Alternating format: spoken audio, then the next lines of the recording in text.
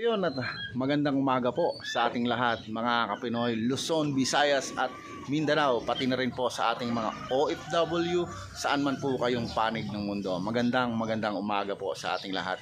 At nandito na naman tayo sa ating alagaan mga Kapinoy at samahan po ninyo ako at magpapakain po tayo at bibigyan ko po kayo ng mga update sa ating mga alaga dito sa ating backyard farm mga Kapinoy.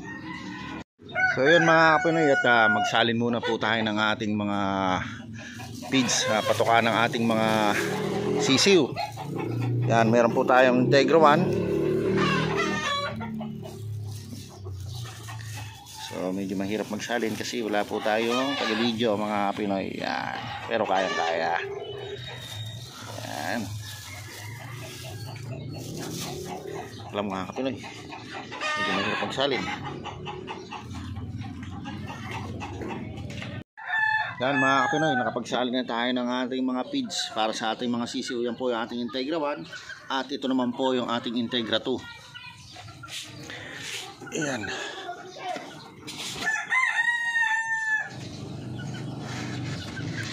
At natin kasi pag natakpan yan, tukay ng ating mga malalaking mga manok yan mga Kapinoy.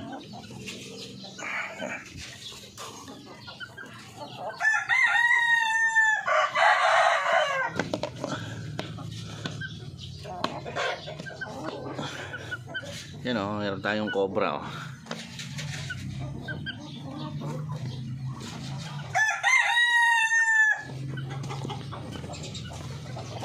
Yan.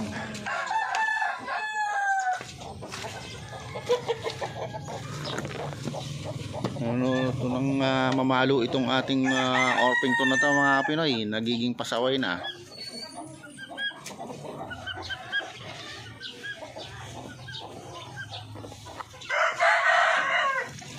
Yan, nagbigay na tayo ng mga pagkain dito mga Pinoy, dito sa mga bibi natin tsaka sa manok na nandito sa labas.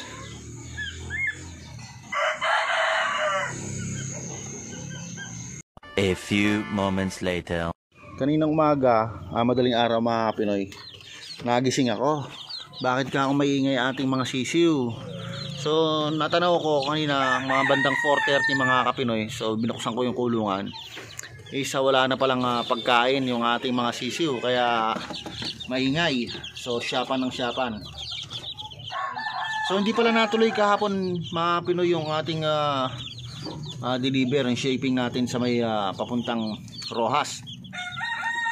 So mamaya po baka sakali matuloy po tayo doon sa pagdadala natin ng sisiw doon sa Victory Liner. So malalaman na ako po mamaya. Pag hintay ko lang po yung reply ng ating buyer kasi po busy siya ng mga kahapon or nakalipas na araw, kaya po hindi natuloy. So nag-message po sa akin kahapon, so kagabi, na kung maluwag yung schedule ko at saka niya is mag-uusap po kami ulit mamaya mga Pinoy. Yan po yung ating mga sisiw, tiling masigla mga Pinoy yan.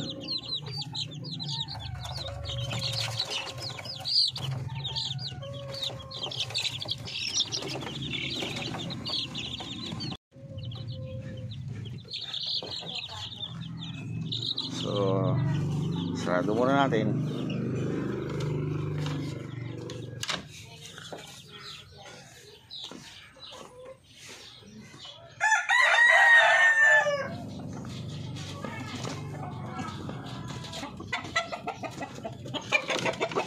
Yan, wala nang pagkain din dito, wala na rin tubig. So magsasalin tayo dito ng tubig sa pagkain nila mga Pinoy.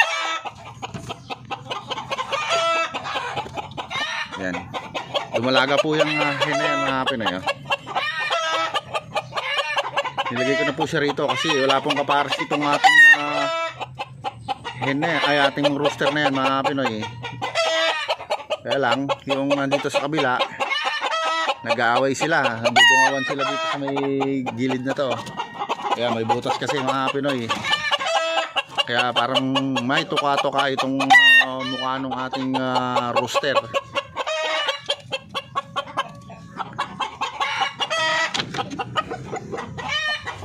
Ito To, matapang kasi ito mga Pinoy, itong rooster na basila na to. Ayan o. Matapang po yung basila natin na yan kasi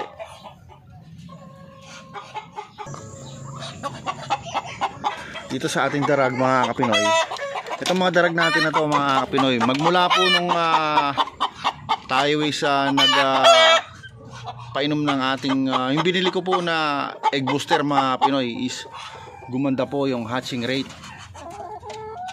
ng ating mga darag. Tsaka po kasi nag-vaccine din po ako dito. And then yun po, ang resulta is mataas na hatching rate mga Pinoy. Sa tingin, ang hindi lang po napisa is dalawang itlog lang mga Pinoy ang hindi napisa sa mga isinalang ko na mga itlog. Lahat po ng itlog is 34 at 32. Dalawa lang po yung hindi napisa mga Pinoy. At iba po is ang bali ang may laman po sa kanila is 24 or 26 mga ganun mga Pinoy. Tapos sa the rest napisa na po lahat.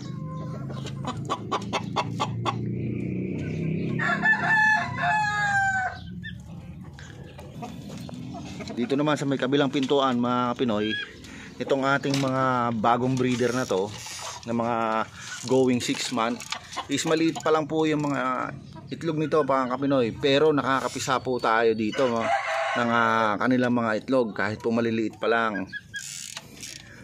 Yung po sinalang ko ng mga itlog nila is meron po tayo na mga 8 or 6 ganon, is may mga laman naman po at meron po mga sisiw. Nakapisa po tayo dito mga Pinoy kahit po maliliit pa lang yung mga itlog nila. So yung mga sisiw na yun mga Pinoy, siyempre didepende po yan sa pinapakain natin sa kanila, sa magandang feeding program, at magiging pare-parehas po ng laki po yan mga Pinoy, kahit po malaki po yung itlog nung dito sa kabila. At dito naman po sa kabila is medyo maliliit. So pagdating po sa feeding program, doon po natin doon po sila magsasabay-sabay ng laki mga Pinoy. Kaya po wala naman pong magiging problema doon, kahit po maliliit pa yung itlog ng ating mga breeder na to, na mga darag. So okay lang po yan, kasi bata pa naman po itong mga darag natin na to.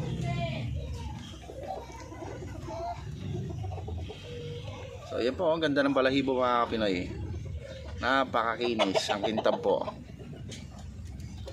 Yan po mga breeder natin dito, quality po yung mga yan.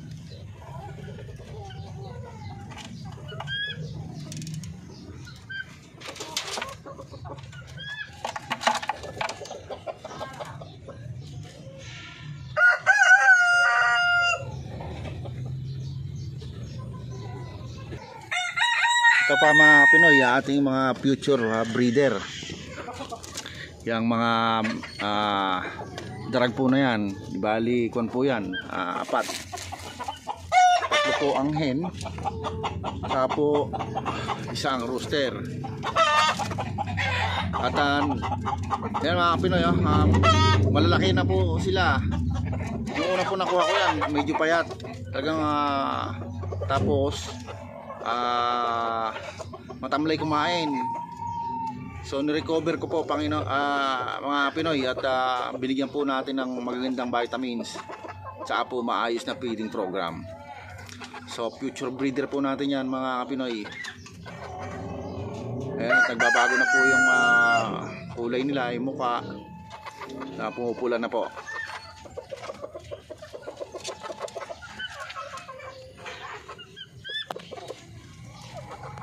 So ito mga Pinoy, bakante itong ating kuha na ito ngayon, kulungan. So galing po dito yung ating chocolate Orpington. Yung pong mga isiselect natin ng mga darag mga Pinoy, dito natin ilalagay. So magsiselect po tayo dito ng mga darag na siguro di bali kuan po mga 12, dalawang rooster, At saka po 6 na or 10 na hen, mga Pinoy. At ilalagay po natin dito pagka malalaki na sila. So lilipat natin ulit itong dalawang Orpington na to. Lilipat po natin sila ulit doon. So dito po natin ilalagay yung magiging future breeder po natin ng mga darag. Kasi po malaki itong kulungan na to. Pero magpapagawa pa po tayo uli ng isang malaking kulungan na medyo mas maliit lang ng konti dito, mga Pinoy. Para just in case na magdadagdag pa tayo ng mga breeder.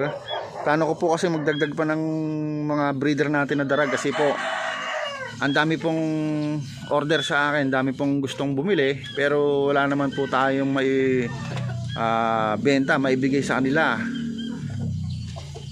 Kaya po gusto ko pong makapagdagdag tayo ng mga darag na gagawin nating mga breeder.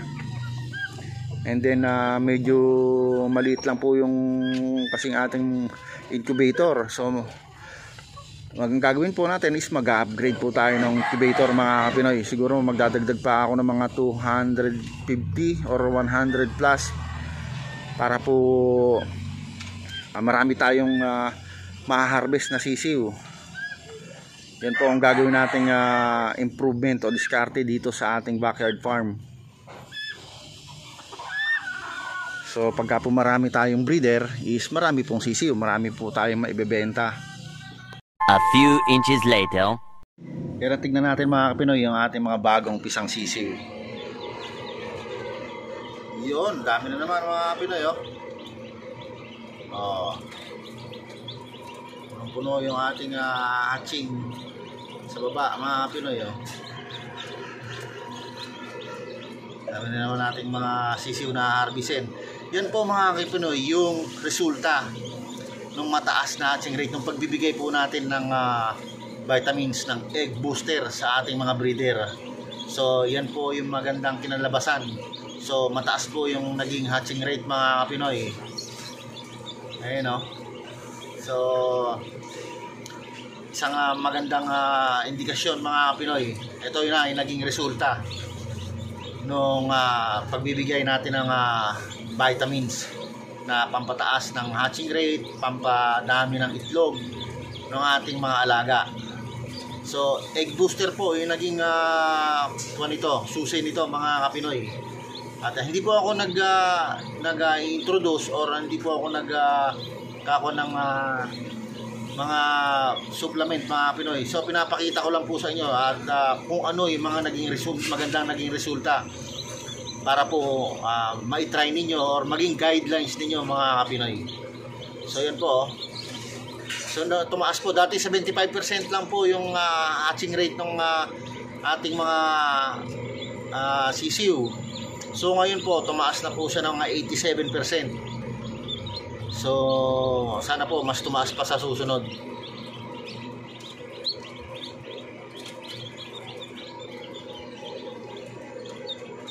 Ayun, mga Kapinoy, at hanggang dito na lang muna po ang vlog natin for today.